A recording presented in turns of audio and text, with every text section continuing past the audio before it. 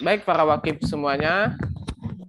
Terima kasih sudah berwakaf ke atas tanah pembangunan kita saat ini. Semoga santri yang awalnya hanya 8 orang dan target ke depan menjadi 100 orang segera terlaksana. Semoga di tahun depan akan terlaksana pembangunan kita. Semuanya sudah tersiapkan untuk segera para santri-santri hadir di sana.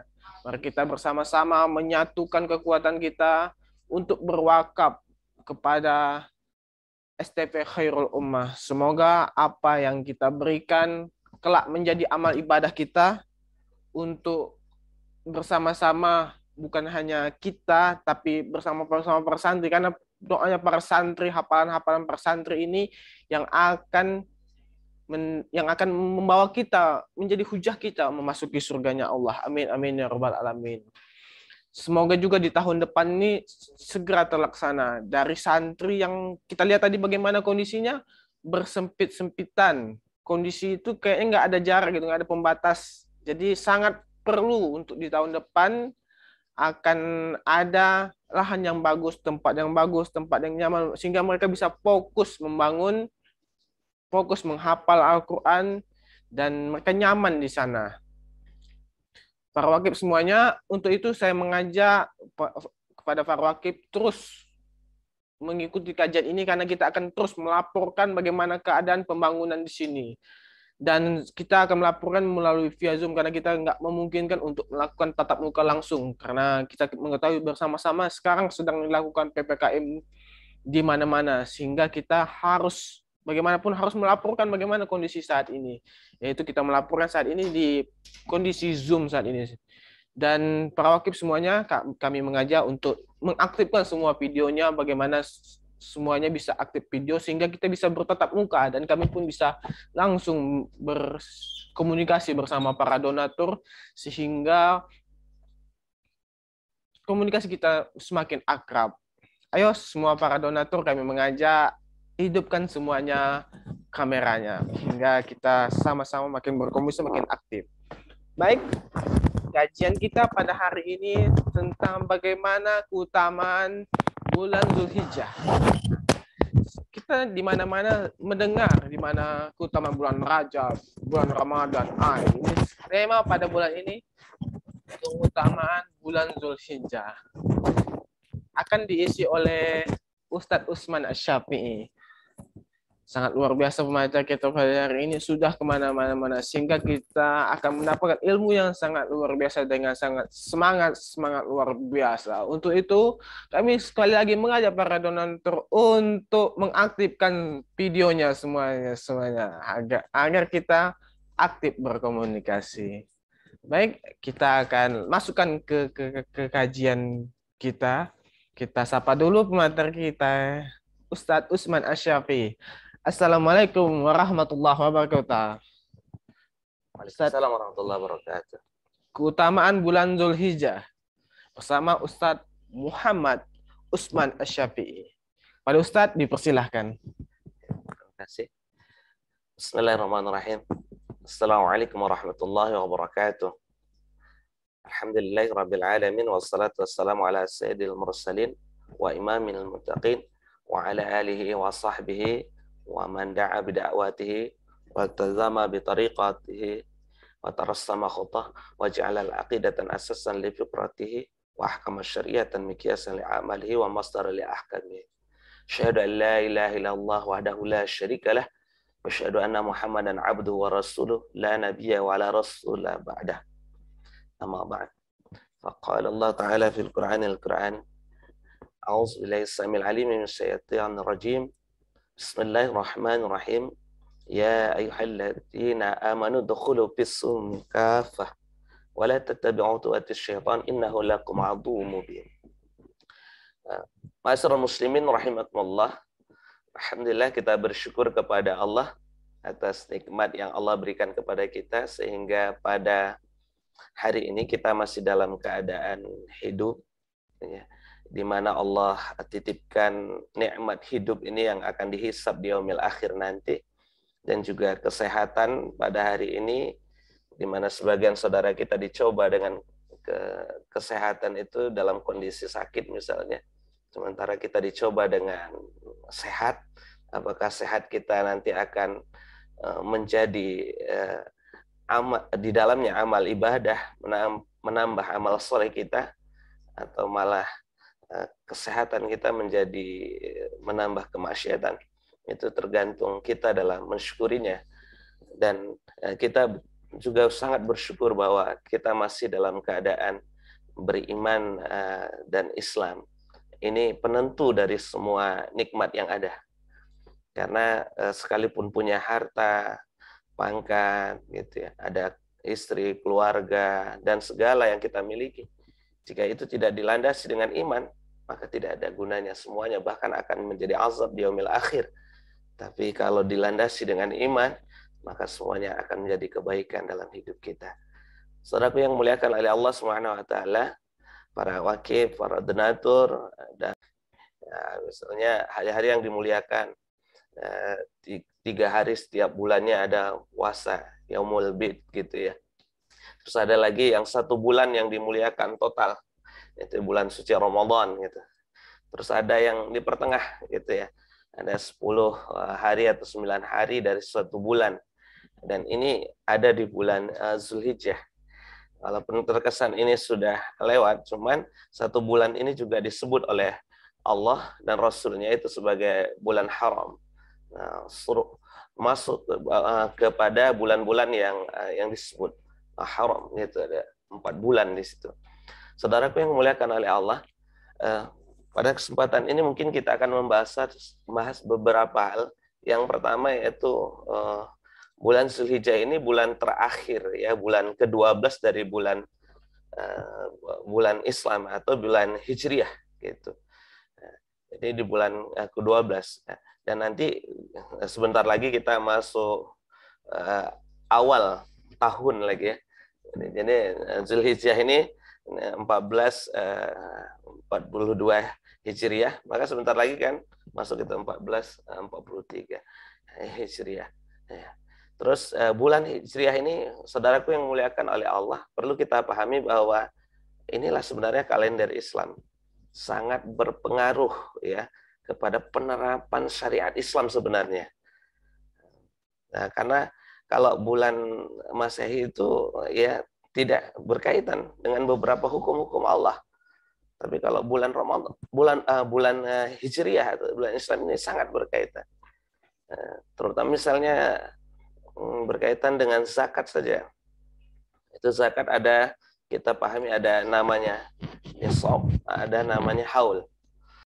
Ada bahkan ibadah mahdhah itu sangat berkaitan dengan bulan Hijriah ini. Dan salah satu dalam bulan Hijriah ini adalah bulan yaitu bulan Zulhijjah. Saudaraku yang muliakan oleh Allah, jadi dijelaskan oleh Allah dalam Al-Quran surah At-Taubah ayat ke-36, yang mana di dalamnya dijelaskan bahwa sungguh bilangan ya bulan pada sisi Allah itu adalah indasyhur indallah, yaitu bulan di sisi Allah itu ahsyir sahwan fi kitabillah yaumil khalaq ya as-samawati wal ardh. Allah menjelaskan sesungguhnya bilangan bulan pada sisi Allah itu adalah 12 bulan. 12 bulan dalam ketetapan Allah di waktu Dia menciptakan langit dan bumi. Lalu disebutkan di antaranya 4 bulan haram itu ketetapan agama yang lurus. Jadi ada 4 bulan haram yang ditetapkan oleh Allah Subhanahu wa taala sebagai bulan haram gitu. Dan ini dijelaskan oleh tambahnya oleh hadis Rasulullah SAW ya, mana dijelaskan di situ yang termasuk bulan haram itu yang mana begitu ya. Nah, ini disebutkan nih dalam hadis Rasulullah itu arbaatul hurum yang termasuk 4 minha arbaatul hurum yang termasuk 4 dari bulan haram itu adalah satu yaitu Zulqa'dah, terus yang kedua Zulhijjah, terus yang ketiga Muharram. Yang ini berurutan kata Rasulullah SAW. Sementara ada satu lagi bulan Rajab, yaitu di antara bainal Jumadil Tsani dengan Sa'ban. Jadi ada 4. Maka di sini sebutkan yang pertama, keutamaan dari bulan Zulhijjah ini adalah ini termasuk bulan haram. Arti haram di sini bulan suci. Di mana bulan suci ini tidak boleh kita mengotori di dalam bulan ini adalah aktivitas-aktivitas maksiat. Dan disebutkan kalau bulan ini kita membuat aktivitas yang maksiat, itu akan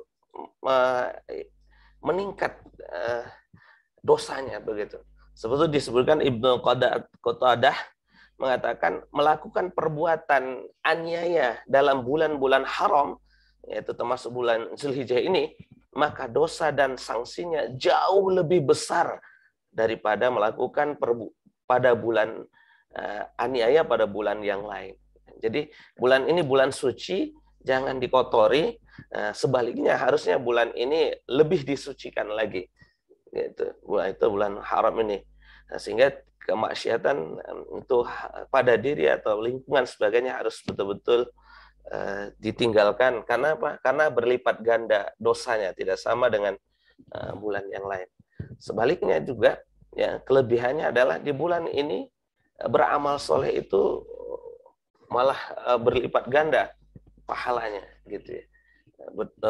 Bertambah besar pahalanya dari Allah Subhanahu wa taala. Jadi ada disebut hari-hari istimewa, ya.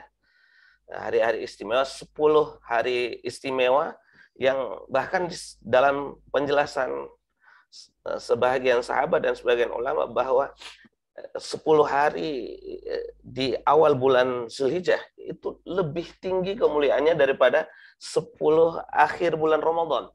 Subhanallah. Itu ya. Luar biasa sekali. Disebutkan di dalam beberapa hadis Rasulullah SAW, di mana pada hari ini tuh di bulan Zulhijjah ini jika dilaksanakan amal soleh itu ditingkatkan oleh Allah Subhanahu wa taala. Bahkan disebutkan amalan yang di bulan Ramadan, di bulan Zulhijjah ini adalah amalan yang dicintai oleh Allah Subhanahu wa taala. Misalnya satu hadis Rasulullah SAW, ya, dari Imam Bukhari dari Sayyidina Abdullah ibnu Abbas, ya, menyatakan ma min ayyamil amal salih, tidak ada daripada hari-hari yang amal saleh ahabba ilallah, yang lebih dicintai oleh Allah, ya, baina min hazil ayam, daripada hari-hari ini ada, ya, ala asr Zulhijjah, yaitu 10 hari di bulan Zulhijjah. Ada kalimat di situ Allah mengatakan, hadis Rasul menjelaskan adalah ahabba ilallah, lebih dicintai oleh Allah. Dan satu kelebihan dari beribadah di bulan Zulhijjah ini adalah amalan itu,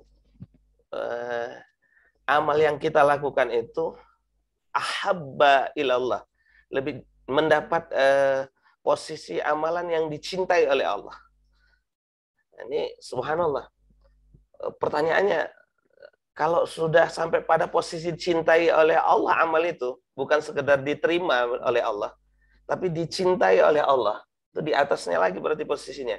Bahkan penjelasan ayat Al-Quran, kalau dapat cinta Allah itu apa yang akan kita capai begitu ya. Nah, itu adalah sebagaimana Allah Subhanahu wa taala berfirman, "Qul in kuntum tuhibbunallah fattabi'uni yuhibbukumullah wa yaghfir lakum dzunubakum."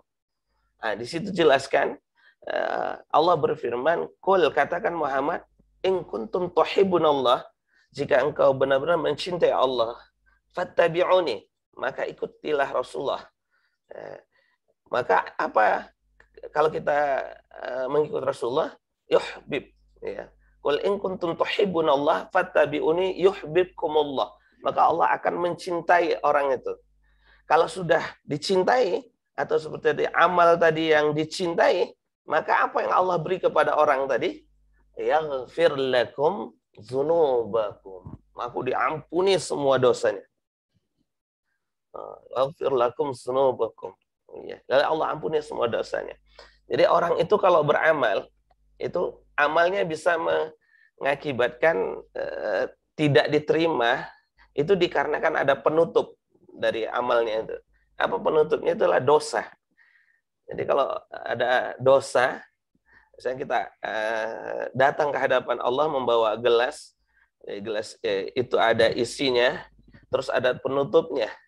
Ya, penutupnya itulah dosa dan isinya sesuatu yang kemaksiatan misalnya. Kalau itu kita berdoa, kita beribadah sebagainya, itu tidak akan masuk lagi. Caranya adalah hilangkan dulu, buka penutupnya, keluar semua dosa tersebut di dalamnya, maka tinggallah tempatnya sehingga kita bisa menerima rahmat Allah Subhanahu wa taala. Jadi orang yang beramal di 10 awal Zulhijjah ini, di bulan Zulhijjah ini, itu mendapat derajat yang pertama itu meningkat, yaitu ahabba ilallah. Amalnya itu dicintai oleh Allah. Kalau Allah cinta, wa yaghfir lakum dzunubakum, maka Allah ampuni dosanya. Nah, terus termasuk amal yang dicintai oleh Allah itu apa? Itulah amal taubat. Ya, taubat gitu ya. Innallaha yuhibbut tawabin. Sungguh Allah mencintai orang yang bertaubat. Jadi kalau kita ingat, Bapak-bapak, saudaraku yang dimuliakan oleh Allah, misalnya dalam sebuah penjelasan kitab itu, ada seorang yang sudah bermaksiat, lalu bahkan membunuh 100 orang, lalu dia ingin bertaubat. Setiap langkahnya dia bertaubat menuju ke tempat dia untuk memperbaiki dirinya. Belum sempat dia sampai ke sana, tapi karena dia niat bertaubat dan setiap langkahnya adalah langkah-langkah menuju taubat, lalu Allah Subhanahu wa taala mengampuni seluruh dosanya. Sekalipun dia belum sempat taubat sampai kepada tujuan tadi, tempat memperbaiki amalnya, memperbaiki pemahamannya, memperbaiki hidupnya, baru dia taubat dan melangkah kepada yang taubat dengan sungguh-sungguh, maka taubat itu menghapuskan seluruh dosa orang tersebut. Padahal dia di minuman keras, maksiat lain, bahkan sampai membunuh 100 orang. Ini kan luar biasa. Jadi ini orang yang mendapat ampunan dari Allah. Dan orang yang mendapat ampunan tadi adalah orang yang dicintai Allah. Dan bulan Zulhijjah ini, kalau kita beramal, ya posisinya adalah amalan yang dicintai oleh Allah. Ya, subhanallah. Jadi di sini amalan apa saja? Ya apa saja. Misalnya kalau di luar Ramadan kita bersedekah gitu kan, satu sedekah itu istilah tumbuh ya 7 ya. 7 ya tumbuh ya. 7 satu biji itu tumbuh 7 cabang, setiap cabang ada 100. Itu kalau bulan Ramadan itu kali 10 lagi. Ya 700 kali 10 lagi berarti 7 juta gitu kan. Kalau di bulan Zulhijjah itu meningkat lagi di atas itu lagi. Subhanallah, berkali lipat gitu. Nah, luar biasa sekali. Nah, saudaraku yang dimuliakan oleh Allah Subhanahu wa taala, dan hadis ini bukan sampai di sini. Sampai sahabat itu menanyakan, ya kan? Ya Rasulullah, wala jihadu fisabilillah. Apa ini dicintai begitu mulianya, apakah sama seperti jihad fisabilillah? Wala jihadu fisabilillah, kata Rasulullah. Bahkan jihad fisabilillah itu masih di bawahnya. Wih, luar biasa. Ini ketingkatan yang lebih tinggi lagi loh. Iya. Jihad fisabilillah itu kan luar biasa. Harta, ya bahkan diri kita berangkat ninggalkan keluarga sebuah.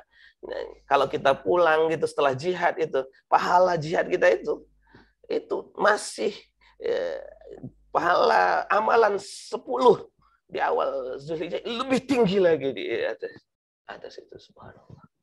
Nah, kecuali kata Rasulullah, ini yang paling tinggi amalan, summa yarji'u min zalika bisyai'in bih.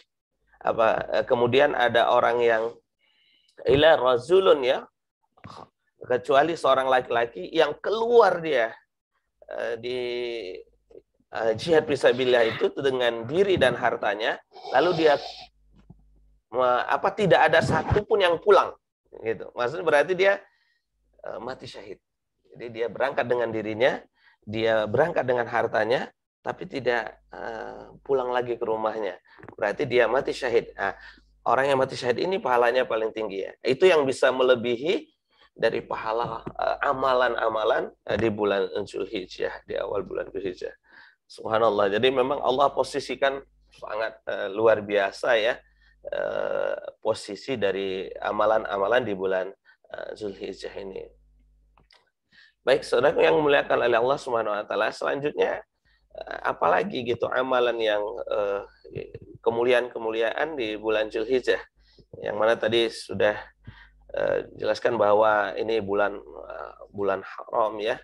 Terus itu di bulan Zulhijjah ini ada amalan itu dicintai oleh Allah Subhanahu wa taala sampai melebihi dari pahala orang yang pergi jihad gitu, kecuali dia mati syahid ya, itu paling tinggi ya, berarti di bawah itu ya. Terus itu, dan di bulan ini dikumpulkannya berbagai ibadah, jadi ya, berbagai ibadah. Hafiz Ibnu Hajar mengatakan dalam kitabnya Fathul Al-Bari, mengatakan yang tampak terkait sebab menjadi istimewanya 10 hari pertama bulan Zulhijjah adalah karena terhimpunnya induk-induk ibadah di dalamnya. Wah, induk-induk ibadah ngumpul di situ. Ya, ini jarang terjadi dan tidak terjadi kecuali di awal bulan Zulhijjah ini. Yang pertama apa? Salat. Ya, di situ. Terus puasa, sedekah, haji. Kalau di bulan lain kan tidak ada haji. Ini berkumpul induk-induknya ibadah gitu. Semuanya di situ. Kalau kita lihat rukun Islam kan, itu ada yang pertama mengucapkan syahadat, ya kan? Yang kedua salat, ya. Terus zakat, puasa, haji. Ya, itu ngumpul semua ibadah yang 4 itu, yang rukun Islam itu dalam satu waktu itu. Luar biasa. Ini bulan Zulhijjah lah adanya, di bulan lain tidak ada. Gitu. Bulan lain kan kurang hajinya gitu ya, karena haji itu hanya sekali dan itu hanya di bulan Zulhijjah saja gitu. Saudara yang dimuliakan oleh Allah Subhanahu wa taala, kalau kita kumpulkan itu cukup banyak sekali sebenarnya kelebihan-kelebihan di bulan Zulhijjah ini ya. Ada di sana misalnya dijelaskan nanti di beberapa hadis, terutama itu adalah diperbanyak sedekah. Karena memang nanti di yaumil akhir orang itu akan merasa kurang amalnya, bahkan ingin balik ke dunia gitu. Namun ditanya apa amal yang ingin kamu lakukan, itulah ada amal sedekah. Dan ini sangat tepat sekali untuk amal sedekah ini di bulan Zulhijjah. Kenapa? Karena posisinya di atas dari di bulan-bulan yang lainnya. Terus yang kedua puasa, di mana puasa ini bisa kita bagi 3 nih, ada puasa Zulhijjah yaitu dari tanggal 1 sampai tanggal 7, dan ada puasa Tasu'a atau Taswiyah ya pada hari ke-8, dan ada puasa Arafah ya pada hari ke-9, dan ada selanjutnya hari ke-10-nya adalah salat Idul Adha, dan terus dari aktif 10 awal itu sampai tanggal 9 itu ada ibadah haji, dan tanggal 10 sampai tanggal 13 hari tasrik ya, Senin 11, 12, 13 gitu ya, hari tasrik gitu kan, itu ada kurban ya. Subhanallah, ini beberapa saja, baru mungkin sangat banyak sekali sebenarnya kelebihan-kelebihan di bulan Zulhijjah ini. Gini, saudaraku yang dimuliakan oleh Allah Subhanahu wa taala. Jadi kalau kita lanjutkan ya kelebihan-kelebihannya, misalnya kalau kita kaitkan dengan ayat Allah ya dalam surah Al-Fajr, ini luar biasa sekali penjelasan Allah terhadap bulan Zulhijjah ini. Ya, surah Al-Fajr itu sampai Allah jadikan ini sumpah. 10 hari yang ini dijadikan bagian sumpah Allah itu kepada kita, disampaikan oleh Allah Subhanahu wa taala. A'udzubillahi samil alim minasyaitonir rajim. Bismillahirrahmanirrahim. Wal fajri wa layalin ashri wasyaf'i wal watr. Jadi 3 ini kalau kita paham ini luar biasa kali, dan ini sangat berkaitan dengan bulan Zulhijjah. Ya. Wal fajr, ya. Karena ada wa itu wa, sementara ada kalimat dan setelahnya berbaris di bawah, itu jelas wa sumpah. Ya. Wal fajri, ya, demi fajar, masa fajar itu pagi, ya fajar. Di sini kalau putus ayatnya di sini, ya berhenti di sini, ya tidak dilanjutkan dengan walayalin asr, maka wal fajr di sini sumpah ini semua fajar, semua masa pagi. Jadi tidak khusus. Namun kalau walayalin asr ini sudah khusus. Jadi sebagian ulama itu menjelaskan, bahkan para sahabat dan tabi'in itu menjelaskan bahwa yang masuk wal fajr sini ini bukan fajar setiap hari, tapi wal fajr yang khusus dari Allah Subhanahu wa taala. Apa itu fajarnya? Walayalin asri. Jadi ada malam-malam yang 10. Nah, ini disebut malam ya. Jadi malam pertama, kedua, ketiga, keempat, kelima, keenam, ketujuh, ke-8, ke-9, ke-10 ya. Nah, terus paginya itu yang disebut wal fajr. Nah, demi fajar yang sangat luar biasa itu dari pagi itu. Jadi Allah bersumpah demi pagi itu, dan ini Allah posisikan ini sebagai sumpah. Jadi kalau ada sesuatu perintah ya dari Allah, jangankan ada sumpahnya, tanpa sumpahnya saja itu ada sesuatu yang wajib kita laksanakan. Apalagi kalau sumpah itu ada sumpahnya. Jadi kalau ada berita dari manusia kan bahwa ada informasi begini gini, mungkin kita tidak begitu percaya. Tapi ketika orang itu menambahkan kata sumpah, wallahi demi Allah, Pak, tadi akan terjadi begini-begini, maka orang akan percaya begitu. Kenapa? Karena ada sumpah. Ini dari manusia saja kita kadang begitu ya, percaya gitu. Karena sumpahnya gitu.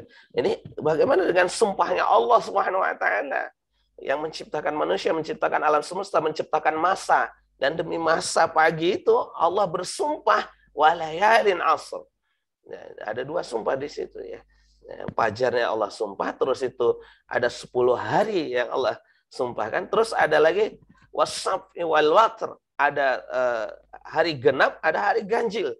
Subhanallah, luar biasa. Apa makna di sini? Ya, kita pahami bahwa wal fajr tadi yang dimaksudkan dijelaskan oleh penjelasan para ulama dan sebagian sahabat itu adalah wal fajar pada malam ke-10, yaitu setelah tanggal 9 Zulhijjah, malamnya malam ke-10, maka paginya itu wal fajar. Yang apa itu? Itulah hari raya Idul Adha. Subhanallah.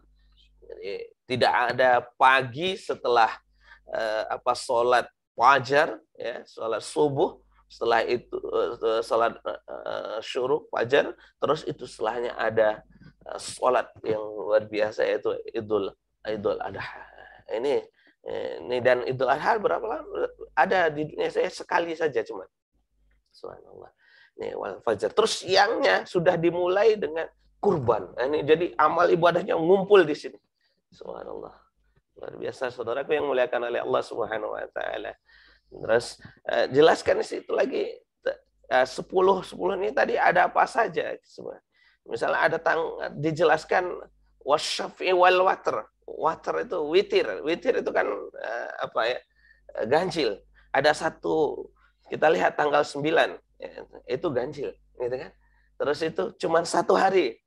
Ya, subhanallah. Dan Allah jelaskan melalui lidah Rasulnya bahwa 1 hari itu kalau kita beramal di dalamnya, yaitu misalnya kita berpuasa, apa yang kita dapatkan? Subhanallah. Bahwa kita akan mendapatkan di puasa Arafah itu, ya ketika orang puncak-puncak hajinya di padang Arafah, Nah, lalu kita di luar dari Arafah atau dari Mekah tidak melaksanakan haji, nah, ketika dia berpuasa di saat puasa Arafah itu, yaitu as-sunnah, ya, mempuasa sunnah di puasa Arafah itu siyamul yaumil Asyura, apa afwan, baik menjelaskan siyamu yaumil Arafah, siapa yang puasa di yaumil Arafah, maka Allah Subhanahu wa taala akan menghapus 1 tahun sebelum dosanya dan 1 tahun sesudah. Jadi kalau sekarang kita ini berarti 1 tahun sebelumnya dihapuskan dosa, dan 1 tahun sesudah saat ini akan dihapuskan dosa kita oleh Allah Subhanahu wa taala. Ini luar biasa. Artinya dosa belum dilaksanakan sudah dihapus. Cuman 1 hari, bayangkan tuh. Cuman 1 hari. Kalau kita puasa Ramadan lalu ini cuma 1 hari ya, sebenarnya puasa Ramadan kan 30 hari. Ini 1 hari. 1 hari menghapuskan dosa masa lalu 1 tahun dan menghapuskan dosa masa yang akan datang. Ini luar biasa sekali. Allah Subhanahu wa taala memberikan kelebihan di bulan Zulhijjah ini. Ya, di mana puasanya 1 hari yang disebut wal watr tadi, ganjil itu adalah tanggal 9 Zulhijjah. Terus yang genap itu apa? Itulah tanggal 10 Zulhijjah, di mana situ ada Idul Fitri, sekaligus diawali bolehnya kita memotong kurban dari tanggal 10, 11, 12, 13, atau yang hari tanggal 10 ada Idul Adha, sementara 11, 12, 13 itu disebut hari tasyrik. Saudaraku yang muliakan oleh Allah Subhanahu wa taala, terus ada apa lagi kemuliaannya? Adalah ada kemuliaan haji. Ya, ini luar biasa. Tidak ada bulan yang kita boleh melaksanakan aktivitas haji. Kalau kita mau haji di bulan lain itu nggak diterima. Niatnya haji bulan apa lah, ya, Rabiul Awal, Rabiul Akhir, nggak diterima itu. Ya, niatnya nggak bisa. Harus di bulan ini, di bulan Zulhijjah gitu. Haji itu bulan Zulhijjah. Nah, sementara kita disuruh oleh Allah SWT untuk menyempurnakan haji, dan haji itu ya kalau memang kita betul-betul bisa menjalankan haji dan menyempurnakan haji, wa atimul hajja wal umrah. Jadi kita sempurnakan haji dan umrah kita, maka Allah Subhanahu wa taala telah menyiapkan pahala yang luar biasa sekali. Sampai posisi pahalanya itu dinyatakan ya, sebagaimana dijelaskan oleh Rasulullah SAW, itu bahwa orang yang melaksanakan haji dan kalau hajinya itu mabrur, ya, al hajju mabrur laisa lahu jazaa'u ilal jannah, Rahul Bukhari. Jadi kalau satu-satunya yang ada ibadah haji itu adalah bulan suci Ramadan. Di bulan Zulhijjah. Astagfirullah. Di bulan Zulhijjah. Dan di bulan Zulhijjah ada ibadah haji, dan kalau bisa dilaksanakan dengan wa'atimul hajja wal umrah, kita sempurnakan haji dan umrahnya, maka Allah menyatakan melalui lidah Rasulnya dalam hadis Bukhari wal Muslim, nah, tidak ada balasan, laisa lahu jaza, tidak ada yang pantas balahan baginya. Ya, maksudnya pahala ditambah apa dosa, enggak pantas. Yang pantas itu adalah illal jannah, kecuali dia sudah masuk dapat tiket surga gitu misalnya. Nah, tentunya ini amalan-amalan yang lainnya yang wajib telah dilaksanakan. Maka orang yang hajinya mabrur, maka dia akan mendapatkan surga. Jadi bulan Zulhijjah sangat mulia, luar biasa sekali. Dan mungkin tambahan yang terakhir, bulan Zulhijjah ini ada di dalamnya kurban, gitu ya. Di mana kurban ini juga hanya ada di bulan Zulhijjah. Kurban. Dan kita tahu syariat kurban ini di dalam Al-Quran itu dijelaskan, bahkan diberikan contoh ya orang-orang yang sangat dicintai oleh Allah, ya, yaitu Nabi Ibrahim alaihissalam dan istrinya Siti Hajar, dan juga anaknya yaitu Nabi Ismail alaihissalam, di mana kurban ini disyariatkan kepada kita, dan ini Allah juga memberi ibrah, contoh yang luar biasa kepada kita dari hambanya yang ia cintai, dan hambanya tadi juga sangat mencintai Allah, ridha kepadanya, dan dia ridha kepada Allah, ya, Nabi Allah Ibrahim alaihissalam. Dari sini ada hikmah besar. Hikmah yang terbesar di sini dalam kurban ini, yang paling utama itu adalah maksud dan hikmah dari kurban ini. Bukan hanya perlombaan berlomba kurban, ya. Oh, masjid sana berapa tuh kurbannya? Sini berapa? Ini berapa? Ya, berlomba-lomba dan kebaikan bagus, tapi ingat, jaga niat. Ya, amal soleh itu 2 syaratnya gitu. Yang pertama itu niatnya harus ikhlas, dilandasi dengan keimanan. Yang kedua itu adalah sesuai syariatnya Allah Subhanahu wa taala. Seperti haji tadi, wa'timul haji wal umrah. Sempurnakan haji dengan umrah lillah, karena Allah, gitu. Karena kenapa sampai Allah menyatakan begitu? Dijelaskan oleh mufassir itu karena kemungkinan orang itu tidak sempurna hajinya sangat besar peluangnya. Maka Allah sangat tegaskan, gitu. Sempurnakanlah haji dan umrah kamu lillah, semata karena Allah. Jangan sampai karena yang lain. Jangan sampai karena mau disebut haji, jadi ada tambahan di belakangnya ha, gitu. Kalau nggak dipanggil hajinya marah. Kau pikir udah seberapa susah saya telah mengambil haji ini. Astagfirullah, ya. Padahal balasan orang yang haji mabrur itu jannah. Berarti orang yang pulang haji itu sifatnya sifat-sifat ahlul jannah. Itu bukan sifatnya malah ahlun nar, ya. Suka buka aurat, suka dimuliakan, dan suka di apa sebagainya. Enggak, itu bukan sifat orang yang ahlul jannah. Ya. Suka melanggar aturan Allah, itu bukan sifat orang yang ahlul jannah. Bisa jadi hajinya tidak mabrur kalau dikaitkan dengan hadis ini. Kalau dia mabrur, pasti dia punya sifat ahli surga karena dia sudah dinyatakan akan mendapatkan surga dari Allah Subhanahu wa taala. Luar biasa. Jadi masalah kurban ini juga begitu, niatnya hanya karena Allah, gitu. Mencari ridha dari Allah Subhanahu wa taala. Ya, Allah tidak membutuhkan, ya, darah, daging dan sebagainya, enggak butuhkan. Yang Allah butuhkan adalah ketakwaan kita dalam berkurban.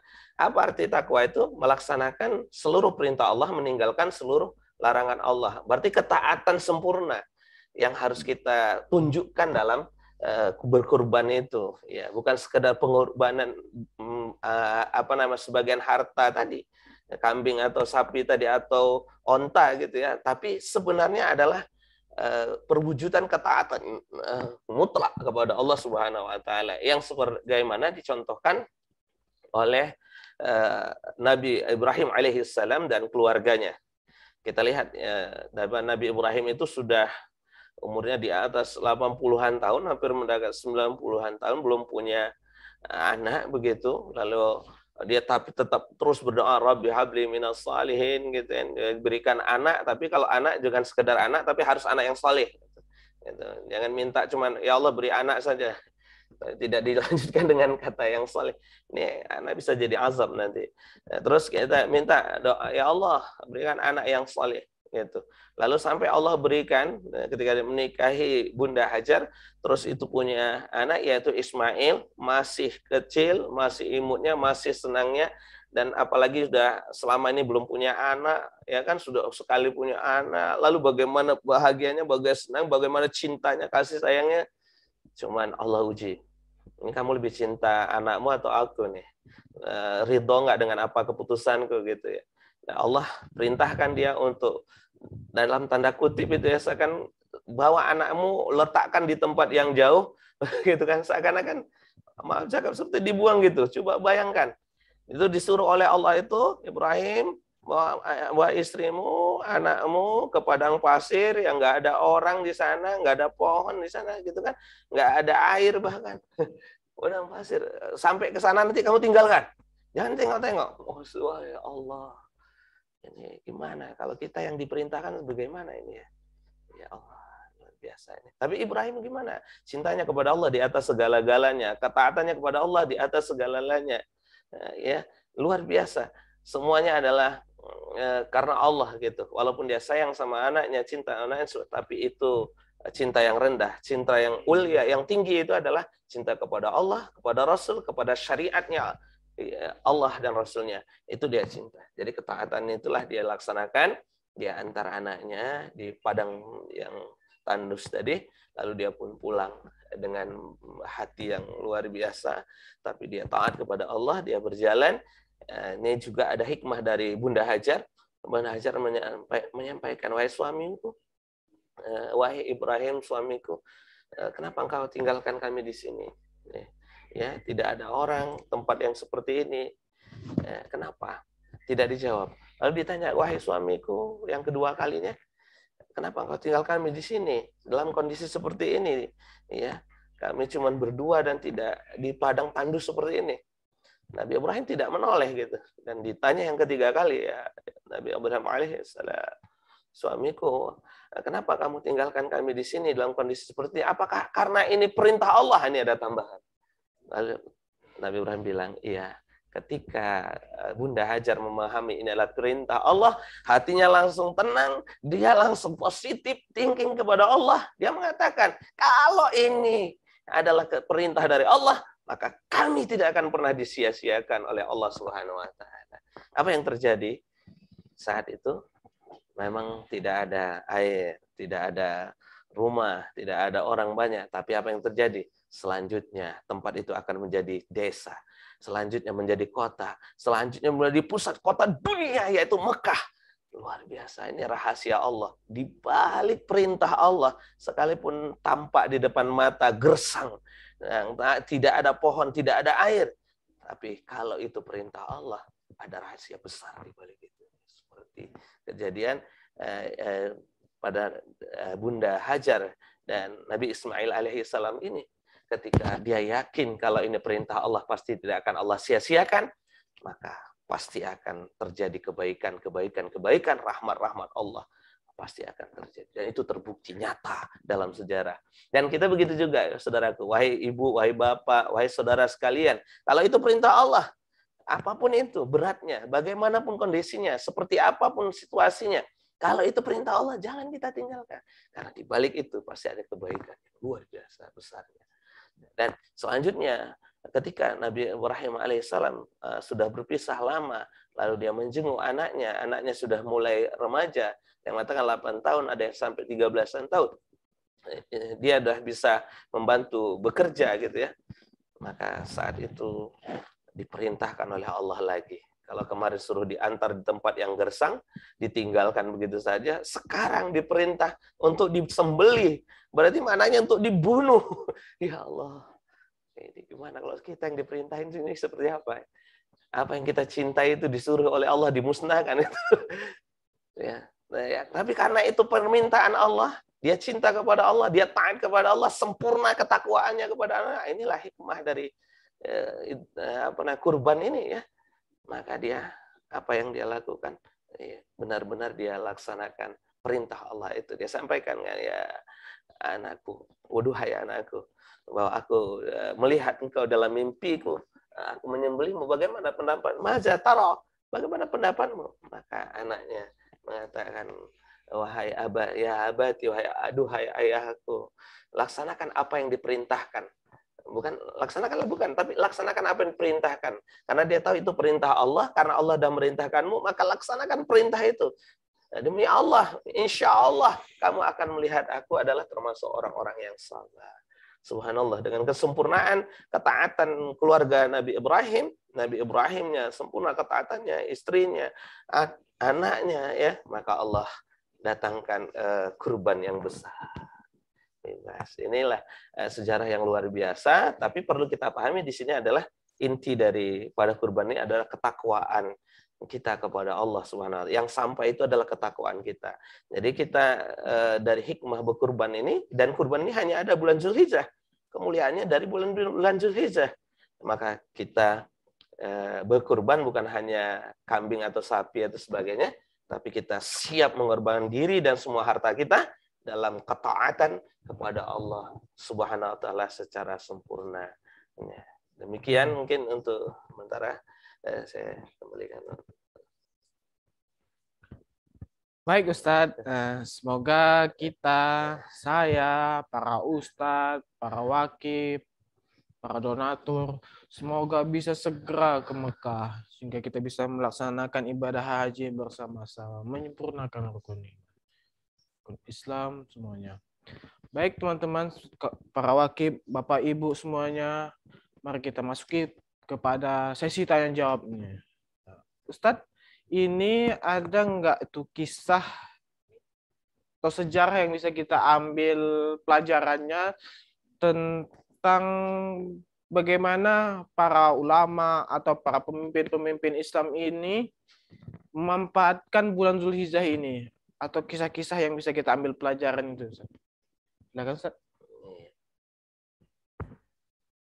Baik,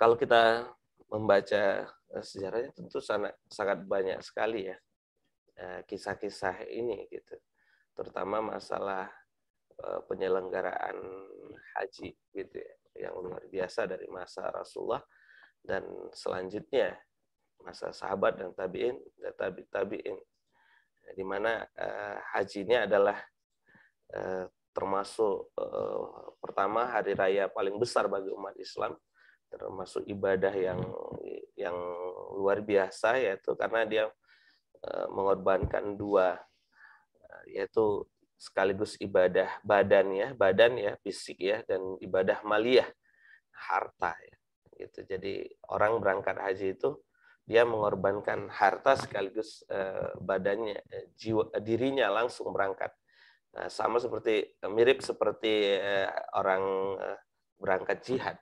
Orang berangkat jihad itu hartanya dia bawa, dia diberikan, sekaligus dirinya juga berangkat jihad gitu ya. Haji juga aktivitas seperti itu. Kan berbeda dengan sholat. Kalau sholat itu ibadahnya jasadiah ya, fisik gitu ya. Tidak ada kan, misalnya siapa yang mau sholat di masjid ini bayar berapa? Jadi ada ibadah maliyahnya, enggak, tapi ibadahnya jasadiah ya gitu. Sementara ada lagi seperti para wakil kita ini ya, ibadahnya ibadah ya maliyah, misalnya hartanya yang diinfakkan ya, hartanya yang diwakafkan ya, di jalan Allah ya. Apalagi ini untuk para penghafal Al-Qur'an, yang mana dari penghafal Al-Qur'an lahir para ulama hadis, ulama tafsir, ulama fikih ya, seorang mujtahid dan sebagainya. Tentunya semua pahala yang mereka dapat itu tanpa dikurangi oleh Allah, begitu juga dapatnya oleh orang-orang yang mewakilkan hartanya dan menginfakkan hartanya di jalan Allah ini. Luar biasa gitu ya. Jadi kalau di masa dahulu itu yang namanya Islam itu kan semua wilayah itu menyatu, jadi sehingga haji itu berjalan dengan sangat dipermudah, bahkan perjalanannya itu betul-betul dikelola gitu dengan luar biasa. Setiap tempat perjalanan itu ada pos-pos yang mana itu disediakan juga gitu ya, karena dari zakat itu kan ada bahagiannya fisabilillahnya gitu. Terus ada disediakan fasilitas, tambah lagi karena tidak berbeda negara itu di masa dahulu ya, tidak ada paspor, visa dan sebagainya ya untuk berangkat haji begitu, sehingga mereka bisa nyaman haji gitu ya. Dan ini subhanallah pengelolaannya, sehingga aktivitas haji itu bisa berjalan dengan sangat bagus sekali gitu. Dan saudaraku yang dimuliakan oleh Allah Subhanahu wa taala, maka saat ini mungkin kita kembali lagi tidak bisa berangkat haji gitu ya, dengan berbagai kondisi tertentu. memang bisa saja kalau wabah itu itu agak membahayakan manusia. Cuman ini perlu juga solusi Islam, di mana dulu Umar juga pernah menghadapi penyakit yang pandemi seperti ini ya. Bahkan saat itu penyakitnya taun yang lebih mengerikan gitu ya. Dalam hitungan hari aja atau bahkan jam itu orang mati, bisa dalam kondisi itu Allah sudah sampaikan ajalnya. Nah, sementara kalau pandemi saat ini masih ada jarak gitu. Maka saat itu pengelolaan khilafah luar biasa ya, sehingga orang yang di dalam dari awal, tapi sebenarnya ya, ketika kita dengar penyakit itu datang, lantas sesaat itu langsung menjalankan syariat contoh Rasulullah, yaitu jika ada yang di dalam wilayah itu maka dia tidak boleh keluar. Yang di luar pun kalau sudah tahu di sana ada penyakit yang sifatnya pandemi seperti itu, maka tidak boleh masuk gitu. Yang luar tidak boleh masuk, yang dalam tidak boleh keluar. Sehingga aktivitas yang lain di luar ini berjalan dengan baik, ekonominya, ibadahnya, sebagainya berjalan dengan baik. Dan itu pernah terjadi di masa Khalifah Umar bin Khattab gitu. Ya, mungkin sangat banyak, mungkin bagi yang lain bisa ya sama-samalah kita intinya memahami sejarah asli.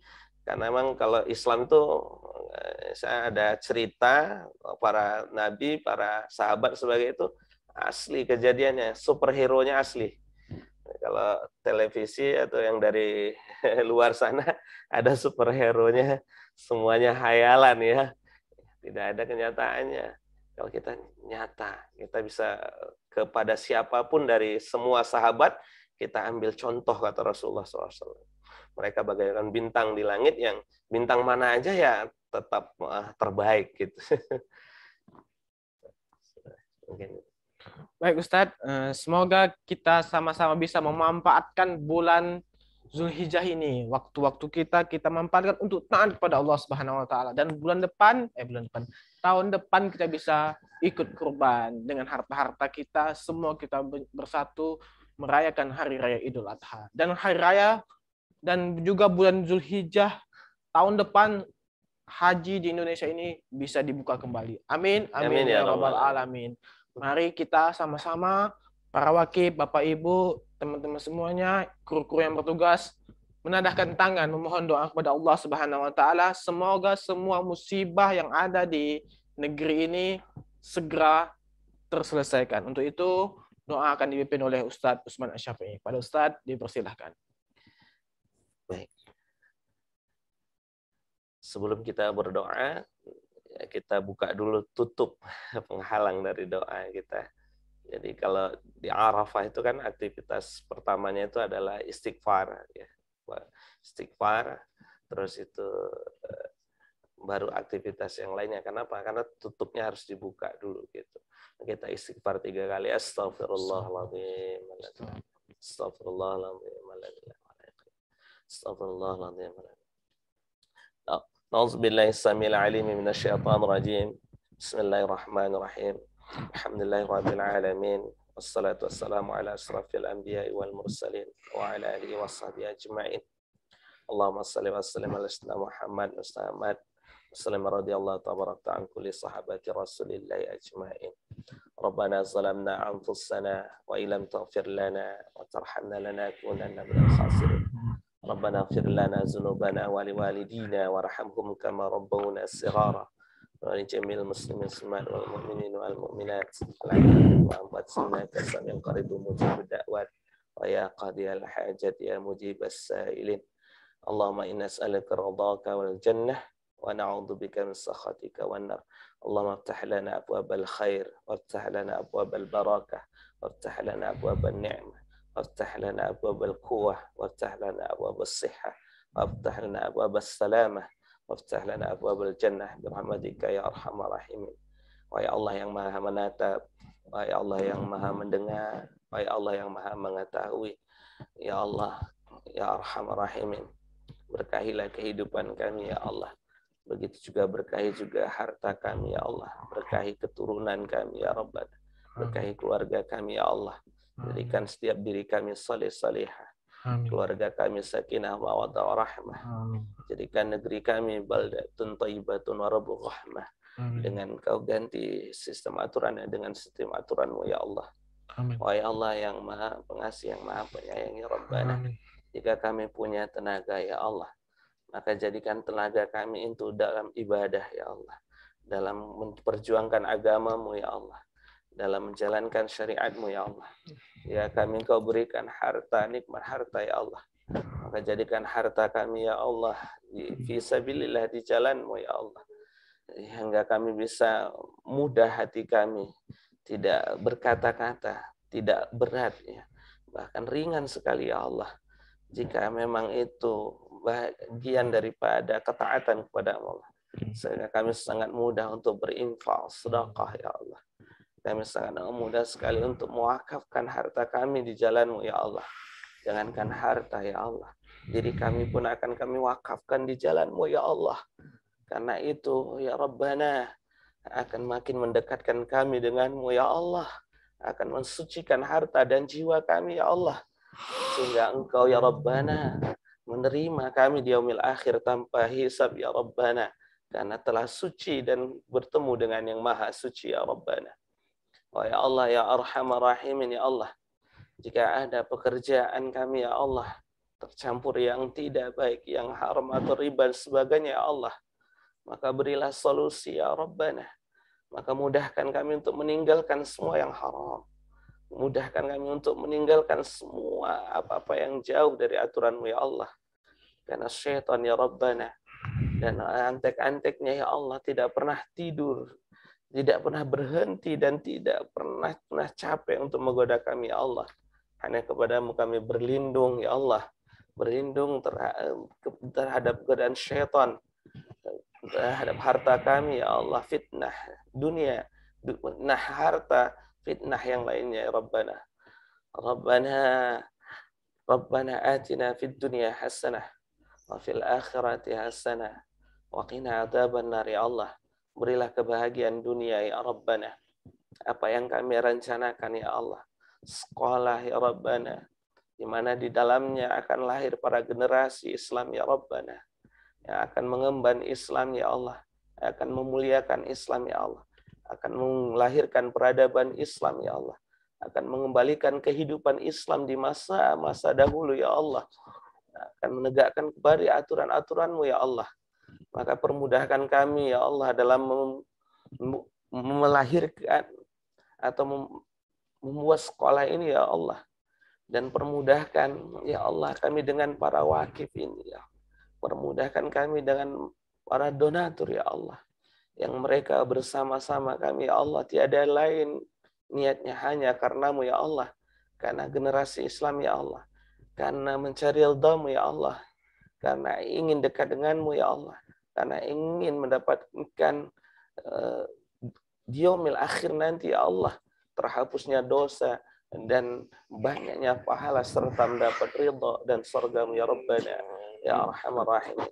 Saat ini kami sedang membangun sekolah ya Allah, di mana bangunan ini ya Allah, alhamdulillah banyak sekali orang-orang yang berkorban di baliknya ya Allah, bersedekah ya Allah. Ada yang bersedekah dengan hartanya ya Allah, ada yang bersedekah dengan pikirannya ya Allah, yang bersedekah dengan tenaganya ya Allah, dan berbagai sedekah telah masuk ya Allah.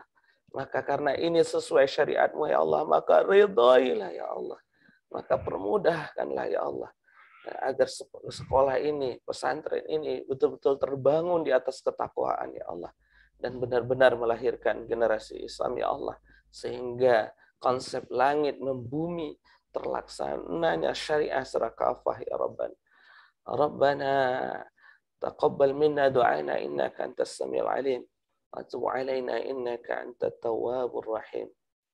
Ya Allah, dengan amal saleh kami, dengan infak kami ya Allah, maka kembalikan kepada kami dengan bentuk berkah ya Allah, berkah harta, berkah diri, berkah keluarga kami dan semuanya ya Allah, sehingga kami meraih kebahagiaan dunia wal akhirah.